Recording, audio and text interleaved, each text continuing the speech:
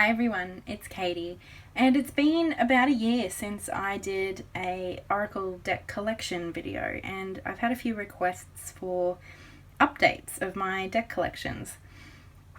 Now, my collection has certainly changed a lot in this past year. This past year has really been a big one for me in my Oracle and Tarot practice. A lot has changed, and I have a lot of new decks. And I also have gotten rid of a lot of decks, or moved them on, or traded them. So my deck collection just looks and feels really different to what it did last year. So I thought, rather than just showing you what new decks I have, it would be easier just to show you my collection as it stands right now. So these are the Oracle decks that are in my collection at this point in time. So the first Oracle deck is one that has just arrived. It's very new to me. It's the Messenger Cards by Sandra Kunz. The little guidebook is awesome. This one arrived like a week ago in a trade. I did think it was really beautiful when I kind of saw it kind of got a lot of love briefly there for a little while. And I did think it was beautiful, but the cost of shipping and everything it didn't quite make it to my list of decks that I was planning on purchasing. But when it came up for a really good trade option for me, I thought I'd give it a go. And as I said, it's brand new to me, so I haven't really worked with it yet. But I do find myself just kind of wanting to look at it. It's really beautiful, and really unlike anything I have in my collection. So I'm not really sure if this deck is going to be a super important one that I really connect with yet or not. That remains to be seen. But I am really glad that this trade has given me an opportunity to find out. So we will see. This is another really super new deck to me. It is the Stargate deck, Transformational Images for Heightened Awareness by James F. Jereb. This one I found in a secondhand bookshop for $10. And it just looked really interesting. And I am a huge Stargate, as in the show and movie franchise. I'm a big Stargate fan. And I know this has nothing to do with that, but, you know, I still had to get it. Now this deck is really interesting, and I don't really know a whole lot about it just yet, but there's kind of two sets of cards. This set is huge. They're the same height, but these ones are kind of maybe like 2/3 of the width of these really big ones. And they just are very interesting. Those are some of the really big ones. And then these ones appear to be more, I don't want to say person focused, but God focused, goddess focused, you know, icons of deities or individuals. Or, I believe this one's an archangel. I forget which. I did have a brief look. But it's somewhat naive sort of imagery. But the colours are brilliant, and it just is really interesting to me. Obviously I have a lot more work to do with this deck. I've only had it a little over a week or so, I think. But it's not one I've seen before, and I just thought it was really interesting. And it's got a really diverse range of the gods, goddesses, archangels, whatever, that are depicted. So yeah, that's a very interesting, I want to say weird, but I haven't worked with it yet, so I don't know if that's too strong a word or not strong enough. It's a bit of a strange, unique deck. Now this is a really interesting deck, and this has been on my wish list for a long time, and I recently got it in I think I actually purchased this on the trading forums on Eclectic Tarot from someone here in Australia. And I got it for a bargain, which I was so happy with, and it came with the box and a big book. And I also have already a second copy of the book. This is actually how I found out about this deck. I found this book at the Salvos, and I was flipping through it, and it just looked fascinating. And there's even a card of Lilith in here. So I've had the book for a while, but the deck I've had for about a month or two. So this is the Moon Oracle by Cheralyn Smith and John Astrop. They've done a few decks together, like the Runic Tarot and the Elemental Tarot. which all seem really interesting and have similar sort of artwork, but this one appealed to me specifically because it has such a strong focus on working with the moon. It's interesting especially because of the structure of the deck. It's broken up into, the backing's really pretty too, actually. I'll show you that. It's like silver, but yeah, it's got like a sheen to it, and like it almost changes the shades of silver. It's really beautiful. Now the cards, as I said, they're broken up into 3 sections. The first section, or one that I'm showing you first, are the mansions. Now this is something I don't really understand yet, but there's 28 of these cards, and they each have kind of like this archetypal sort of description. Now obviously there's a lot more description in the book, but I've been focusing mostly on the other 2 sections of the deck so far because astrology and all of that stuff is very foreign to me. It's not something I'm well versed in. So the mansion stuff feels a little bit out of my league at this point in time. And then we have the goddesses. So we have, I think, was it 12 goddesses? And they're each associated with different element aspects of the moon phases, and with a astrological sign. So these are the dark goddesses for the dark phases of the moon. Of Kali, Hecate, Freya, and there is Lilith in here too, but there we are. So that is one of the reasons I was drawn to this deck, of course. Just the fact that it includes goddesses, and the fact that one of those goddesses is Lilith, is of course particularly interesting to me. And then we have a bunch of cards for each of the elements and for each of the phases of the moon. So there's 8 air moon cards, and they each have a keyword, and then the book then expands on very specifically, like if this waxing air moon was specifically in Libra, how that might kind of add to the meaning of this card. So for me, how I'm using this deck at the moment, I'm using it consciously, like I'm picking out what cards and working with what the actual moon phase is at the moment. Of course you can use it much more for divination, but it's just I love when oracle decks have like their own system, and this one certainly does. Now this is the Faery Oracle, Wisdom of the Faery Oracle by Lucy Cavendish and Selina Fenech. This was one of my first oracle decks a long time ago, and I found it really quite overwhelming to work with, and I traded it, and then I started regretting it, and I not long after walked into Savers and found this copy on the shelf. How much did I pay? I think it was $7. Yeah, $7. So I picked it up, and I go through phases with this deck. This will be the only deck I use for 6 weeks, tarot or oracle, and then I won't pick it up again for 8 months. It is so beautiful. It really is.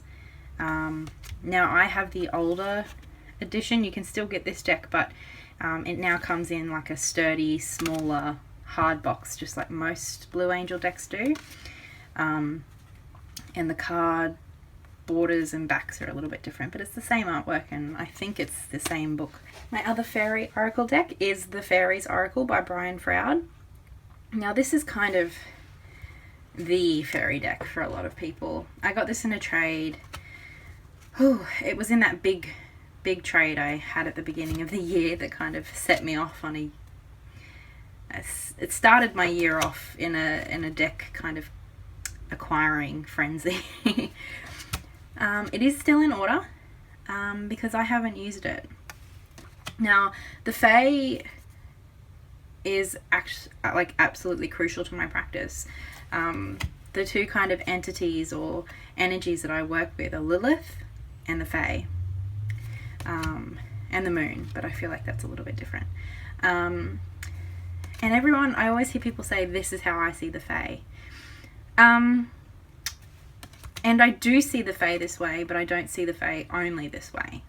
I see them in lots of different ways, but this isn't always the way that I work with them, or primarily the way that I work with them. So this just hasn't been something that I've connected to yet. But it is an aspect of the Fae that I do want to get to know better. So I don't think I'll be passing this deck on. I love this deck. I always forget what it's called, like the Australian Animals Oracle or something. I don't think this one's in print anymore. And it's a bit of a niche deck anyway. It's very Australian specific. But I just love the colours and I really like the artwork. It's not a deck that I really do a lot of readings with. I prefer just one card pulls with this deck, or sometimes just consciously choosing a card that I feel like working with. And it's not a deck that I've used for anyone else at this stage. But the colours are beautiful, and of course it's all Australian animals, and then we have keywords around the border and astrological symbols, and I think runes up here. So there's a bit of a symbolism in there as well. And just a whole bunch of wonderfully Australian animals, which is, I really like working specifically with Australian decks. Obviously not exclusively, but it is something that I make an effort to kind of do, just because you know, in pagan circles we talk about the wheel of the year, and even like a lot of the animal sort of decks are very Northern Hemisphere specific. So I like to make an effort to specifically work with the energies that are present in my environment. And Tarot and Oracle is a big part of my practice, so I try to bring that into my Tarot and Oracle practice as well. This is one of my favourite decks for daily draws. It's so beautiful, and it's one of those decks with a message on the back. It's the Eartheart Wisdom by Sue Lyon. This was given to me as a gift. From memory, we did make a trade, this person and I, but then they added in a few extra goodies, one of which was this deck. And I was so happy and grateful because it's beautiful. It's a really affirmative, nurturing, kind deck. And it's just really, really beautiful too. This is the Aboriginal Goddess Chakra cards, which comes in this hard little 2-part box. And this was a gift from my mother. Oh, and the edges are gold gilded too, which is always a lovely touch. Yeah, whenever my mother goes on holidays, she has taken to purchasing me either a Margaret Atwood book or an oracle deck. There is 7 cards for each chakra. And there's the chakra fairy for each of them, and then just a whole bunch of other cards that are relevant to that chakra. And so obviously it's not explicitly Aboriginal. It does bring in other cultures and influences, as we can see with these cards quite obviously, Merlin, Caradwen and Buddha. So it's an eclectic and interesting deck, and the colours are just beautiful. And this is a deck I'm really excited about. This is another fairly new one to me. I got it in a trade recently, although I've had the book for a little while longer. I bought the book thinking I bought the box set, but it was just the book that arrived, and so I've been looking for the deck ever since, and I got it in a trade very recently. And it's just beautiful. It's so beautiful, and the backing, it's just really...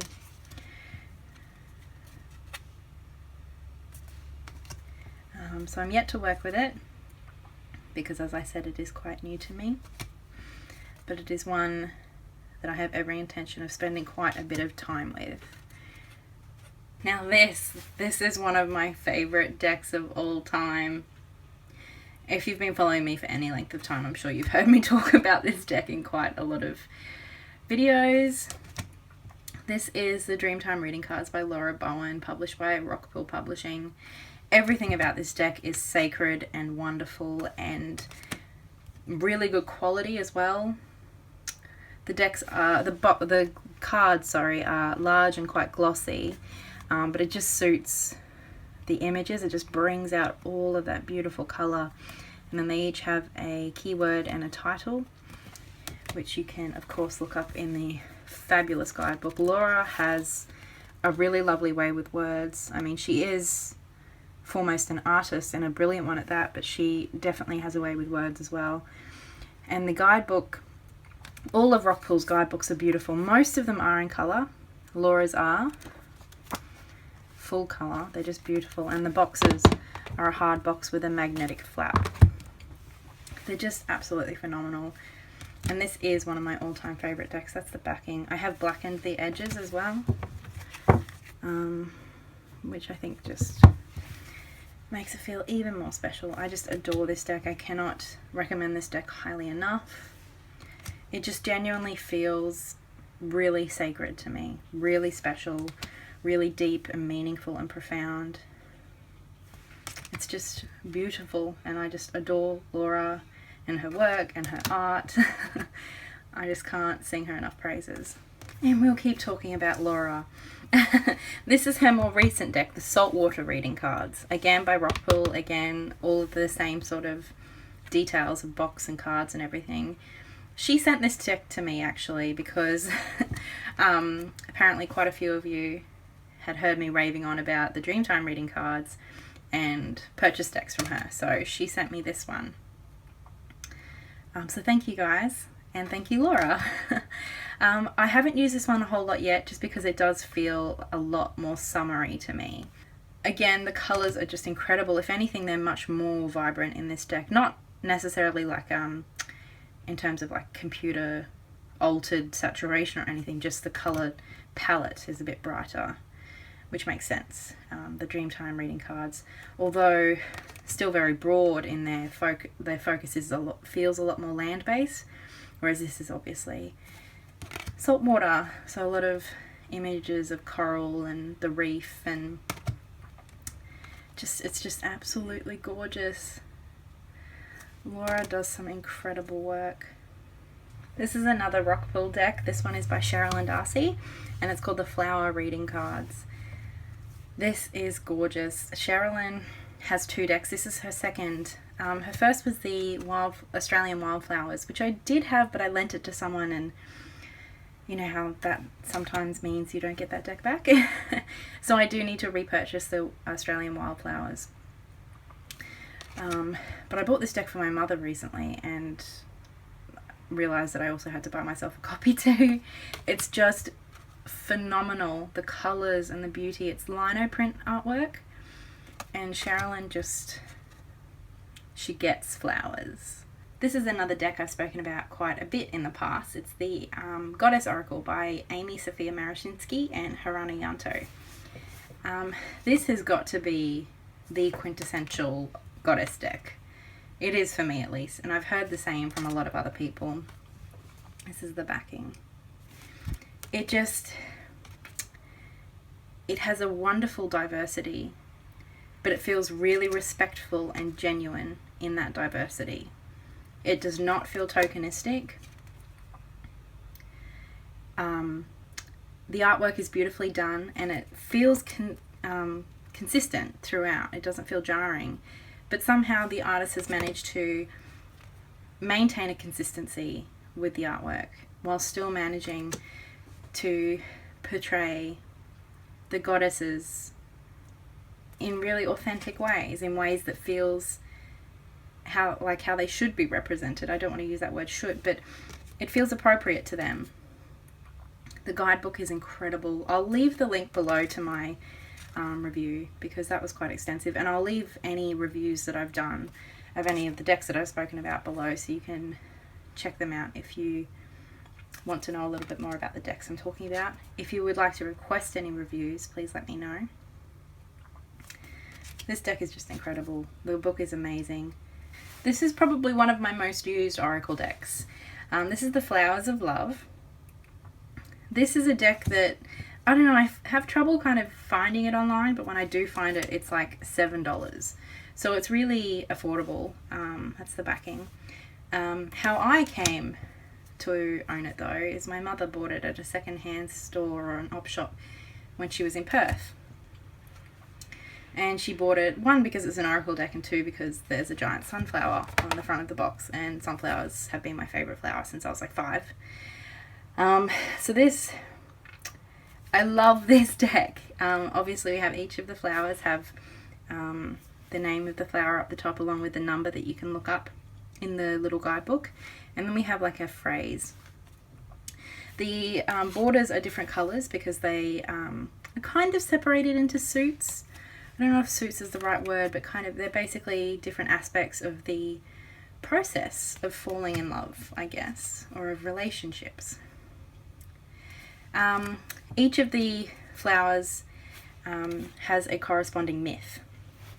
So that is the scene that you see in the background.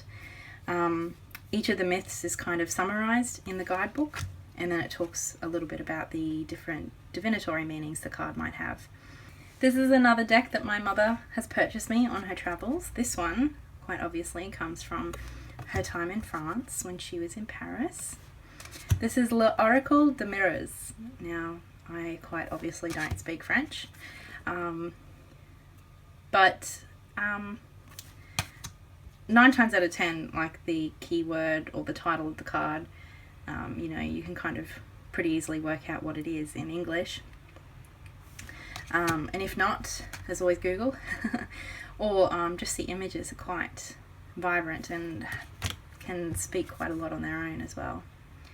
This isn't a deck that I use a whole lot. It really is just something special. The backing is gorgeous. And this was one of the first decks my mother ever bought me. So it just is really special. And I love the colours. I think it's so pretty. This is another deck that was gifted to me. It's The Flower Speaks by Marlene Rudginski. I don't really know how to say that very well. This one I've just put back in order recently. Sometimes I put decks back in order when I feel like they need to be reset. I don't know.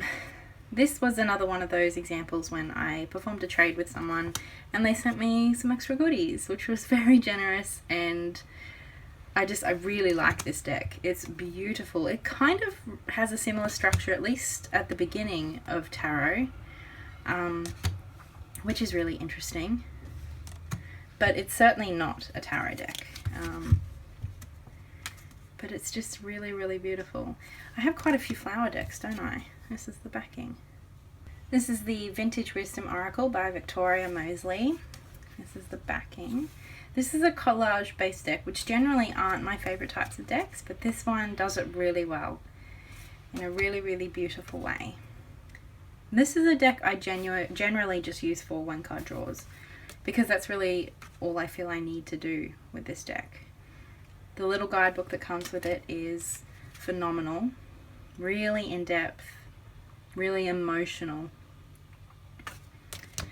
And these cards I just love to walk into. These cards I feel really lend themselves to that active imagination pathworking sort of practices, because there's a real feeling to these cards. Very moody, very atmospheric, and very beautiful. These are the Magic and Manifestation Affirmation cards by Christina Ray and Stella Woods. These were one of my first oracle decks, and it's just gorgeous. It's got the gold foiling around the borders as well as on the back, and also gold gilded on the sides of the cards, and the artwork is just incredible. I love the cardstock on these. They're very papery and they're just beautiful. I love all the rosy cheeks too. Now this is an Australian deck, and for a long time I didn't see it anywhere else, but then Effany picked up on it and she now distributes this deck for the Northern Hemisphere, which makes it a whole lot more accessible for anyone living outside of Australia, which is wonderful news, because it's a really special, beautiful deck. Just beautiful. This is the Enchanted Map Oracle cards by Colette Baron Reid, and the art is by Jenna Della Grotaglia, I think. I don't know how to pronounce that name, I apologise. These cards are really pretty. This is the backing. This is one of my favourite Oracle decks. I've done quite an extensive review on it, which I'll link below. And as much as I love this deck, I did find it quite hard to connect with at first. I didn't really get what it was trying to do. I don't know if that makes sense, but it's how I felt. I thought it was pretty and I liked it, and I liked some of the messages that I got, but I felt I was really only getting the surface because I didn't quite get it. I didn't quite get the point of this deck. Then I read The Map by Colette Baron-Reid, which is the actual book that these cards are kind of based off, and that changed everything. That was a brilliant book. I really enjoyed it, and it really, really elevated my experience of this deck. So I love this deck and I would highly recommend this deck, but I would also recommend The Map by Colette Baron-Reid, the book, because as was my experience, I definitely got a lot more out of this Oracle deck having read that book. And it's a very easy book to read. It has a lot of great insights and information, but it's not a difficult read. And I think if you want to work with this deck, it's really worthwhile to spend your time to read that book. This is The Wisdom of the Oracle by Colette Baron-Reid and by the same artist. This is their more recent deck. I think it came out at the beginning of this year or last year. I really love this deck. This was actually the first Colette Baron-Reid deck I ever had, and it was because I loved this one so much that I bought the Enchanted Map. The Enchanted Map has kind of become my go-to out of the two, but I still really enjoy this one. They kind of feel like sisters in a way, the two decks. This one feels a lot more light, a lot more spiritual, psychological. I don't want to say airy-fairy because I know it has a really negative connotation, but it has got that sort of vibe to it. It's high vibe, you know?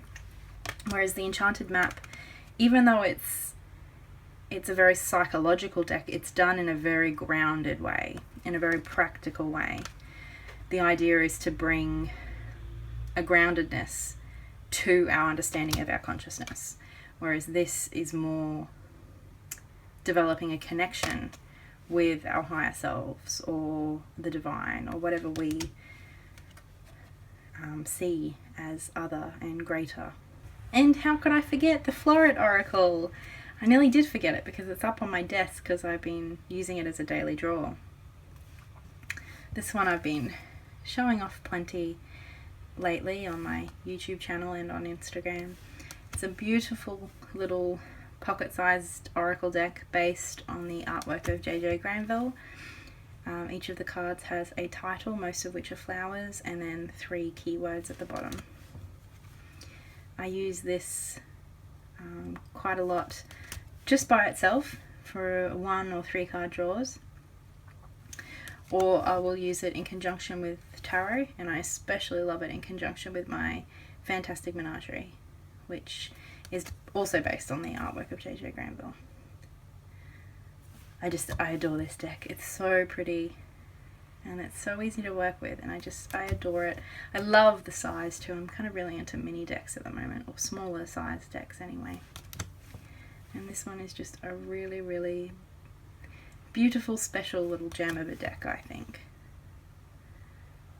So that's it. That is my Oracle deck collection as it stands currently as of September 2016.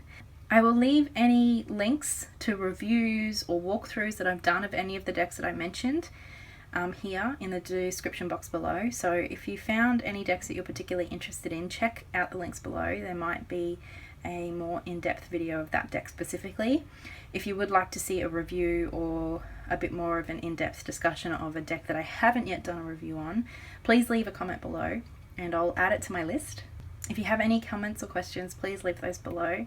I love talking to you guys, especially about decks, and I'll talk to you all again very soon. Much love. Bye.